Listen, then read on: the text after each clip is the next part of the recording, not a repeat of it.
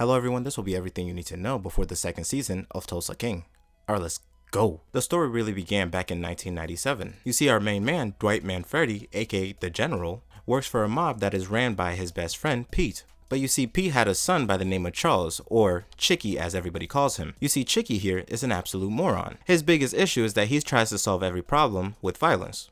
One time back in 1997, he tries to do the same thing. Armand, who's one of the guys in the mob, realizes what they're doing is wrong, so he calls Dwight. Dwight comes in just in time to stop them from killing the guy. But like I said, Chicky's a moron and caused an apartment fire. Dwight, who's unable to free the man, decides to show him mercy by sending him to meet his maker. Unfortunately for Dwight, he gets arrested for the murder of that man and goes away for 25 years. During those 25 years, Pete, assuming that Dwight would rat out his good-for-nothing moronic seed, goes ahead and puts a hit on Dwight, which he easily handles. But at the time, Dwight didn't know who actually put the hit on him. Keep this in mind. We then fast forward to the end of Dwight's sentence.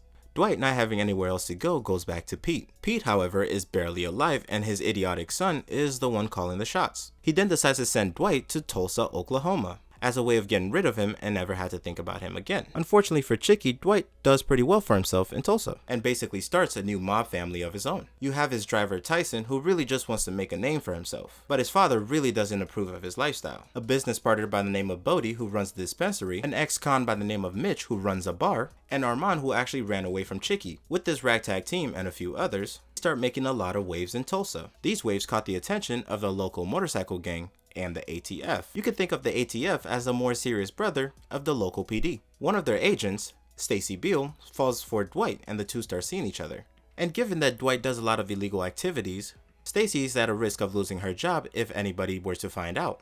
Anyways, there's three main takeaways from this season. The first is that Dwight finds out that Pete put a hit on him while he was in prison. That, coupled with the fact that Tina, who is Dwight's daughter, was assaulted by one of the mob guys and nobody did anything about it, made Dwight want to burn the whole place down. He basically cuts ties with Pete and the family, giving his ring to Tyson. Of course, after killing the guy who touched his daughter. This brought him and his estranged daughter, Tina, closer together. The second is that Chicky kills Pete and basically puts a hit on Dwight's head. But after his first visit to Tulsa, Dwight scares him out of town. Unfortunately, I don't think he's done quite yet. And the third is this unfortunate chain of events. You see, the ATF wants to take down the leader of the motorcycle gang, Waltrip. Waltrip has a lot of beef with Dwight for stealing his customers, but Waltrip goes to take out Dwight. At the same time, Dwight was meeting Stacy, who gets caught in the crossfire. Giving her injury, and the FBI will now know by her relationship with Dwight, Dwight comes up with a plan to rob Waltrip of all of his money. After doing so, he brutally unalives Waltrip and gives Stacy a good sum of money in case she gets fired from her job. He then uses what I'm assuming is a good chunk of that money to renovate Mitch's bar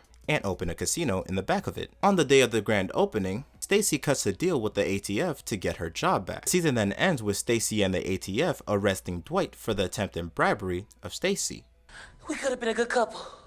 We could have had something special.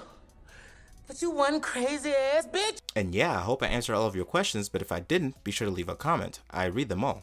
And if you like this video and want to see more like it, leave a like and subscribe. I really appreciate it. Also, YouTube thinks that you'll like this video right here. That's it.